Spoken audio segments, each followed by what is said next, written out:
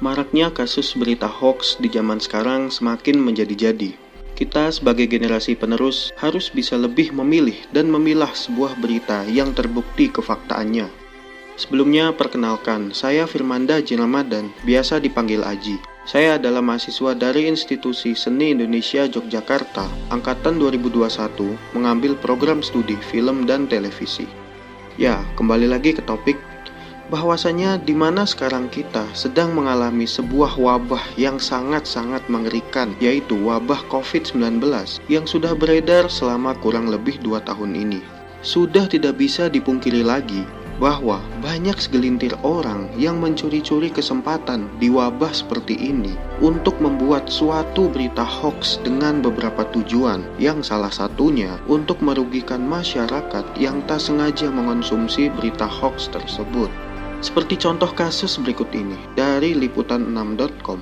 Kementerian Komunikasi dan Informatika atau Kominfo terus melaporkan temuan hoax seputar vaksin COVID-19 hingga Kamis tanggal 5 bulan 5 2022. Terdapat 497 temuan hoax yang tersebar di berbagai media sosial dan sebarannya mencapai 2.857 konten. Sebaran hoax yang paling banyak ditemukan berada di Facebook. Di sana terdapat 2.655 konten hoax seputar vaksin COVID-19. Sementara Twitter berada di posisi kedua. Dalam catatan Kementerian Kominfo, ada 112 sebaran hoax soal vaksin COVID-19 di platform ini. Pihak Kementerian Kominfo sudah melakukan takedown pada semua informasi hoax tersebut. Di dalam undang-undang juga sudah ditegaskan pada Undang-Undang Nomor 11 Tahun 2008 tentang informasi dan transaksi elektronik yang disingkat Undang-Undang ITE, melarang pada pasal 28 ayat 1 yang berbunyi, setiap orang dengan sengaja dan tanpa hak menyebarkan berita bohong dan menyesatkan yang mengakibatkan kerugian konsumen dalam transaksi elektronik. Serta pada ayat 2 di pasal yang sama lebih mendetail menyebutkan setiap orang dengan sengaja dan tanpa hak menyebarkan informasi yang ditujukan untuk menimbulkan rasa kebencian atau permusuhan individu dan atau kelompok masyarakat tertentu berdasarkan atas suku, agama, ras, dan antar golongan. Setiap orang yang menyebarkan berita bohong atau hoax yang termasuk dalam pasal 28 Undang-Undang ITE ini akan dipidana dengan ancaman pidana paling lama 6 tahun atau denda yang paling banyak sebesar 1 miliar rupiah.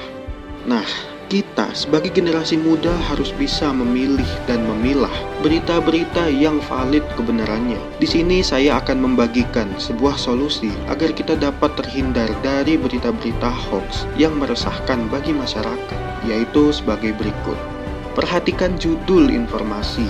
Beberapa oknum kerap memasang judul yang menjebak, artinya menarik masyarakat agar membacanya. Berita palsu biasanya memiliki judul yang mengejutkan agar membuat rasa penasaran. Isi kontennya pun biasanya terlihat provokatif dan memanfaatkan isu-isu yang sedang tren. Lihat sumber beritanya. Hal kedua yang perlu kita lakukan adalah periksa sumbernya. Apakah dari situs resmi dan terpercaya? Apabila informasi berasal dari situs-situs media sosial dan web yang belum dapat dipercaya, disarankan untuk segera mengecek ke situs-situs lainnya. Periksa foto dan video, tidak hanya tulisan, seperti yang telah disebutkan bahwa hoax bermacam-macam bentuknya, dan salah satunya yaitu berupa foto dan video. Sama halnya dengan tulisan, hoax bentuk foto dan video yang Anda terima jangan langsung mempercayai begitu saja. Terkadang, oknum juga mengedit sebuah foto dan video sebelum menyebarkannya di media sosial. Terima kasih atas perhatiannya.